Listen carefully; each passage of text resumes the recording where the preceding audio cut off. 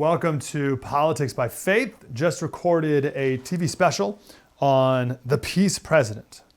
8 different peace treaties now around the world, but today's special focused mostly on what happened in Israel. Let's celebrate that, give my monologue, and then talk to the great Mike Baker from the President's Daily Brief.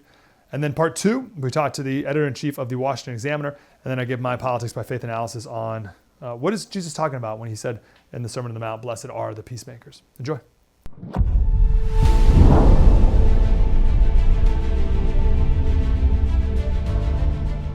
America is the greatest country in the world. Thanks for being here. Welcome to our special, Donald Trump, the Peace President. We're doing this because all of the hostages have been released from Hamas control in Gaza. 2 years underground in tombs, being tormented, tortured, starved, nearly to death. By torment, I mean they would play videos and audio of September 7th, 2023, of their loved ones being killed. They would starve them, but feast sitting right in front of them. They would cook food and have the smell go into the tombs, the cells they were living in. They kept them in squalor and filth. Hamas would light fires outside of their cells and smoke, put the smoke in there to choke them out of whatever little oxygen they even had. There was a story of one hostage who was in this cell underground, and 3 other people were put in this cell with him. And the one guy was already barely surviving in the filth, but also barely surviving. He barely had enough oxygen to breathe. And his thought was, how is there going to be enough oxygen with 3 more guys down here?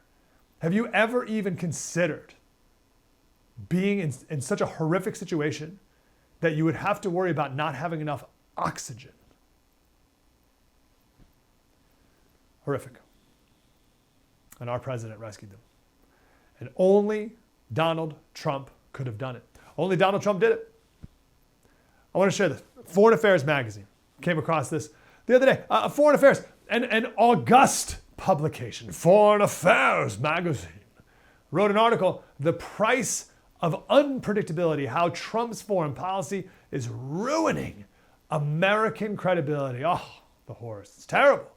This Donald Trump's awful. This article was written on October 2nd, 2025, written by Karen Yarhi-Milo, who is the Dean of Columbia University's, that's a Ivy League school, Dean of Columbia University's School of International Public Affairs. She's also a professor of international relations and co-editor, along with a one Hillary Rodham Clinton, former Secretary of State, of a book called Inside the Situation Room, The Theory and Practice of Crisis Decision Making. She wrote the book about it. She wrote that article on October 2nd. The deal to release the hostages was announced on October 8th. 6 days later. Donald Trump's the worst. He's terrible. He's awful. The international community despises him, and nothing he ever does is going to be a horrible embarrassment to the world. 6 days later. Here's Marco Rubio, the Secretary of State, on the president. I don't know if one day perhaps the entire story will be told about the events of yesterday, but suffice it to say, it's not an exaggeration that none of it would have been possible without the President of the United States being involved.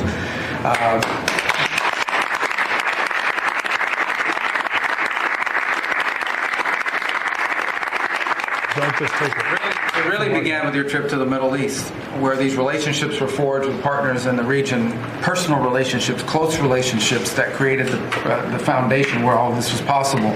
Where I think this really took a turn. Remember, a month ago, no one thought this was possible. Where it really took a turn about a month ago, less than a couple weeks ago, is when we were at the United Nations, and you convened a historic meeting, not simply of Arab countries, but of Muslim-majority countries from around the world, including Indonesia was there, Pakistan was there, and created this coalition behind this plan. Then on that following Monday, you met with the Prime Minister of Israel here, and that plan was presented. And then, of course, our great negotiating team followed up on it. In the interim, again, perhaps the stories will be told, perhaps they will never be told. The president had some extraordinary phone calls and meetings that required a high degree of intensity and commitment, and made this happen. And I think what's important to understand is that yesterday what happened was really a human story. There's a geopolitical aspect to it, there's no doubt about it. It creates the conditions for Gaza to one day be a normal place again and people to have a better life and Israelis to be safe. But yesterday was a human story. And because of the work you put in, and honestly, not only is there no other leader in the world that could have put this together, Mr. President, but frankly, I don't know of any American president in the modern era that could have made this possible because of the actions you have taken unrelated to this and because of who you are and what you've done and how you're viewed. And this weekend, because of that, at some point very soon, we are going to see 20 living human beings emerge from the darkness into the light for the first time in 2 years. And that is because not only were you used the credibility and the power and the prestige of this office and the relationships you created, and you committed yourself to making it happen. And I think it will go down as a historic moment in the history of our country and something our country should be very proud of, that we have a president that's committed to not just peace, but to the human aspect of reuniting these families. Amazing. Don't just take it from Marco. This is an ABC News reporter. I think today what I've been mostly struck by is Donald Trump's sheer force of personality. There are not many men, not many leaders who can walk into the Knesset in Israel to such rapturous applause, such a warm welcome, to clearly know so many members of the Israeli leadership so personally. He's been in the weeds on this, and then less than an hour later, appear in a room of world leaders, Arab and Muslim leaders, and have the same kind of warm welcome. It really is his force of nature which has managed to make this happen. I mean, I was struck that he was standing on that stage here in Sharm el-Sheikh, welcoming world leader after world leader, many of whom he's had his disagreements with, as we know. And it wasn't President Sisi of Egypt doing that, it was him. He is front and center here. His force of will, he has said what he wants to happen. He's laid out this 20-point plan. The objectives are very clear. And of course, the big question is how we get. It's amazing. So 2 points. First, praised wherever he goes, whether it's in Israel or the Middle Eastern countries. And 2, only Trump can go to a foreign country and be the host. Be the host in a foreign country to the leader of that country. To him.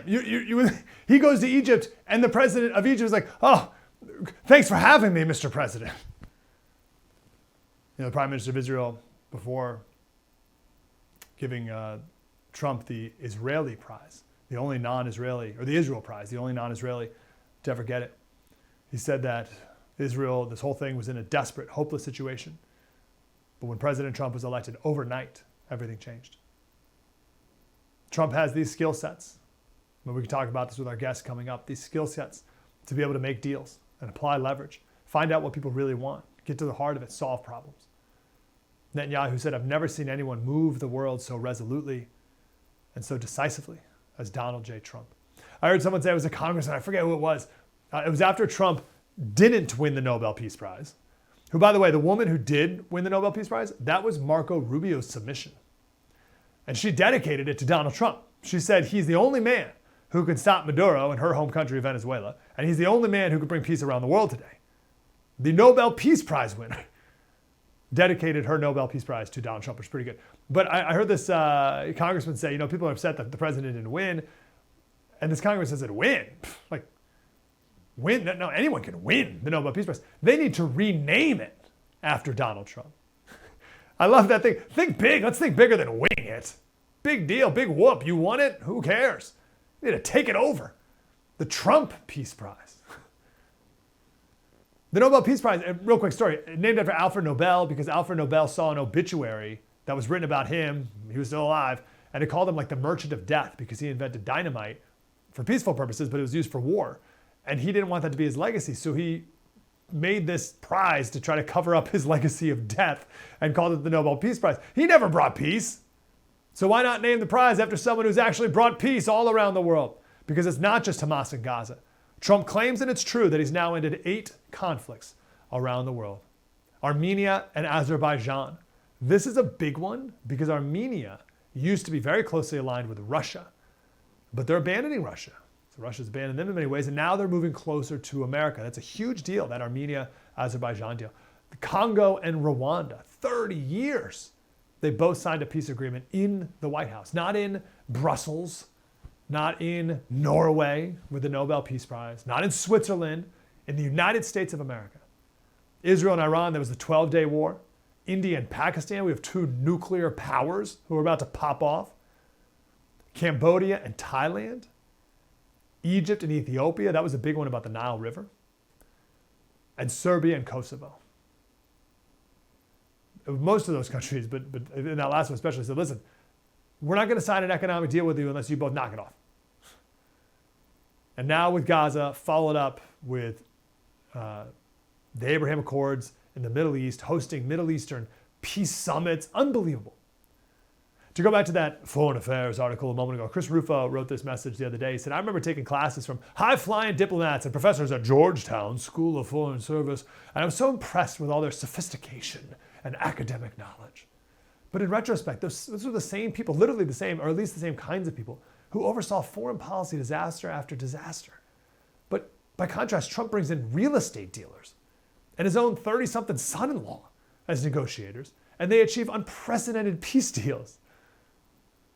Common sense wins. It's worth listening to the speech that Trump gave at the Israeli parliament. It's really funny and good, but especially the part where he goes through his team and he talks about his team. And he's like, yeah, I got this guy, Steve Witkoff. He's like, he's a great negotiator, but there's a lot of great negotiators. He's a great real estate guy. There's a lot of great real estate guys. He said what Steve Witkoff has that made him so effective is everyone likes him. Everyone likes him. Just like a regular guy. Like in the Bible, right? It's the fishermen over the scribes, the brilliant scribes and Pharisees. Pharisee today is like a pejorative. Oh, don't be a Pharisee. Back then it was, oh, a Pharisee. Oh, wow. It was the fishermen that Jesus spoke to. 1 Corinthians 1:25 says, the foolishness of God is wiser than men, and the weakness of God is stronger than men. Do you remember how much they scared you about Trump, or tried to? Oh, he said, the nuclear codes, you can't trust him, he'll start nuclear war. He said this when he was at the Israeli parliament. It is a good feeling. Isn't that nice to say? You know, I just said the hostage. First time I said the hostages are back. It feels so good to say it. But when you settle 8 wars in 8 months, that means you don't like war. Everyone thought I was going to be brutal. In fact, I remember Hillary Clinton during a debate, she said, look at him, he's going to go to war with everybody. And actually, she said, he's got a personality that's all about war. No, and my personality actually is all about stopping wars, and it seems to work. Seems to work. Don't let Trump near the nuclear codes. He's a warmonger. No. Donald Trump is the peace president. Let's go right to the great Mike Baker, host of one of the top podcasts in the country, President's Daily Brief. Mr. Baker, how are you, sir? Hey, I'm doing well, thanks, man. Thank you very much, Mike. Appreciate it. I'm grateful you're here. From your perspective, what is the most impressive part of, let's start with the Israel-Gaza peace deal. What's the most impressive part? What was the most difficult thing about bringing the Muslim world together to make this happen? Yeah, well, first of all, I think the most difficult part is listening to the crap that's being slung by some of the Democrats who say that he just enacted Biden's peace plan.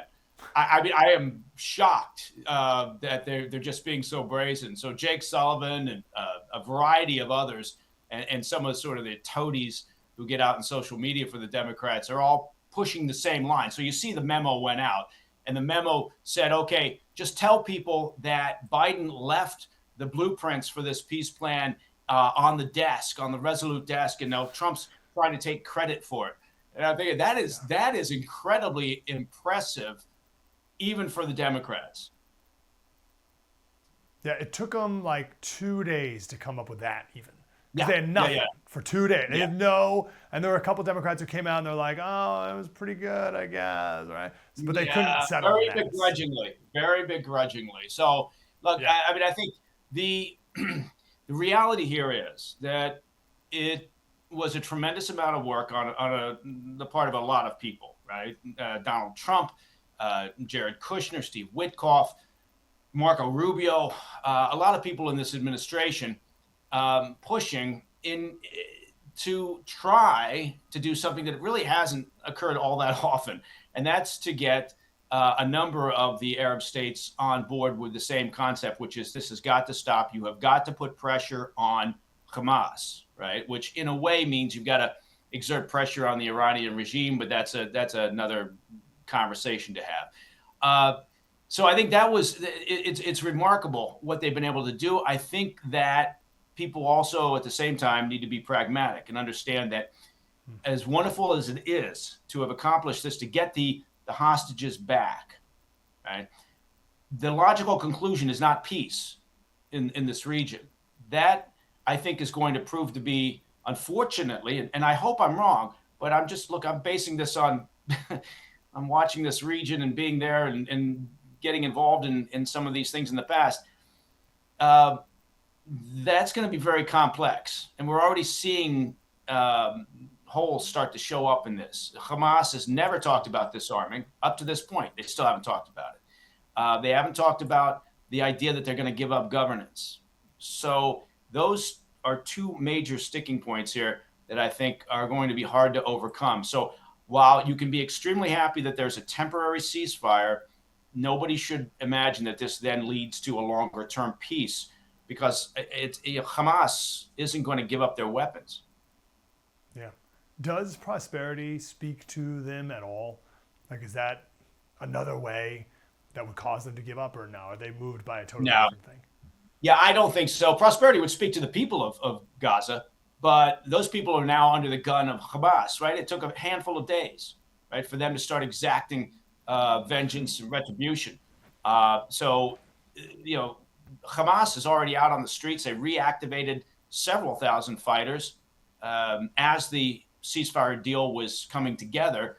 And that was because they wanted to be on the streets the minute that Israel withdrew from the stated initial withdrawal line back to the yellow line to exert control and to take vengeance on anyone that they view as a problem. And it's not so much they're trying to couch this as we're going after collaborators of Israel. You know, what they're doing is they're going after anybody that they view as problematic to their control of Gaza.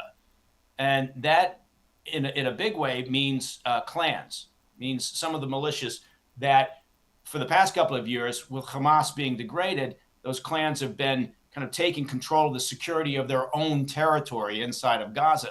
And Hamas won't have any of that, right? So those are the people that are being killed on the streets. Okay. We'll continue following it. I want to take some time to jump to some of the other conflicts, wars that have been resolved or solved. Let me just run through the list real quick, and you can pick whichever one you want. We mentioned earlier Armenia and Azerbaijan, Congo and Rwanda, Israel and Iran, the 12-day war, India, Pakistan, Cambodia, Thailand, Egypt, Ethiopia, and Serbia and Kosovo. Any one of those stand out to you the most? Yeah, and it's an amazing list, right? And again, President Trump's not going to get the credit, I think, because he's Trump. And so he can be a very polarizing figure. But that's an amazing list of conflicts at various stages that have been resolved, either for long term or even in the short and midterm. That's a good thing. I would point to India, Pakistan, because that one has the potential to really spin out of control. And you're talking about very bad things to happen if those two countries really get into a shooting match. So I was impressed with the way that the Trump White House dealt with that issue. What can you help us understand about the mindset of people around the world and how it's different than ours when it comes to peace and war? Like, we like peace. It's a value we have in America. Is that true everywhere? It's not true everywhere. I think, at a certain level it is, right? At a certain sort of that community, village, whatever level, people just want to get on with their lives and they just want to, but it's not true when you start to move up the food chain. So in a very simplistic way, the villagers of a small village in Afghanistan, they just want peace. And you get up to the village elders, what do they want? Well, they want authority, control over, the territory, and maybe the village across the way. And then you move up further, and what do you get? So the higher you go up the food chain in any establishment, I think the further away they move from the idea that, we all want to live as a community of nations. Part of it is also, look, you've got places like China and Xi Jinping. Right? Xi Jinping will always do what is exactly in China's best interests. And right now he feels that what's in its best interest is to bring Taiwan, as an example, back into the fold. So you look at that as a potential flashpoint for a conflict. Putin, obviously we've had this massive land war going on for 3.5 years. And it's incredible how it can sometimes fade off into the distance. Like during this ceasefire issue with Hamas, you were hard pressed to find any news about what was going on in Ukraine. But Putin has no interest in peace.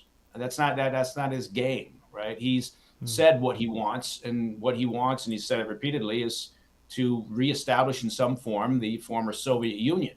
Not the whole thing, but he feels that the collapse of the Soviet Union was the greatest tragedy of the 20th century.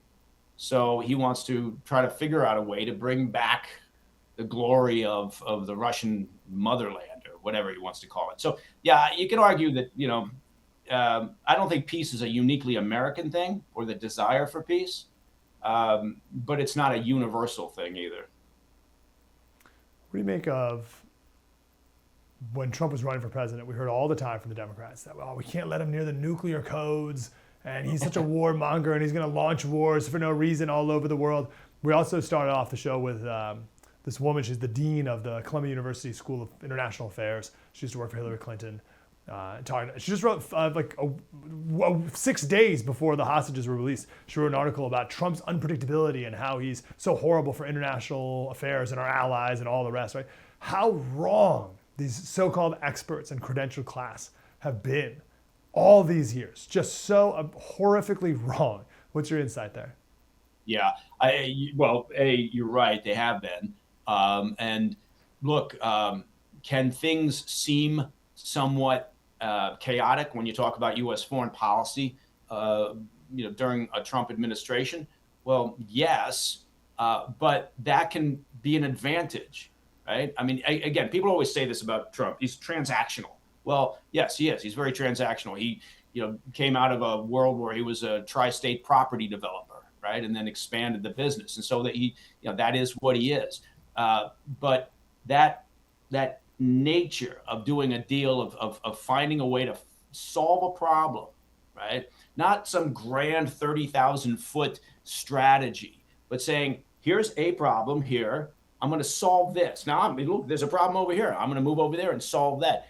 That actually can prove to be very effective when you're talking about trying to resolve conflicts, as we're seeing from this administration. And also his somewhat chaotic nature, I think, has, clearly been advantageous in our dealings with China. And even though we're looking at this back and forth with the China trade negotiations, it's kept the Chinese regime on the back foot. It keeps them guessing. They can't predict what he's going to do. And that's to our advantage, to the American advantage. Better than having them in the driver's seat, which they've been for a long time.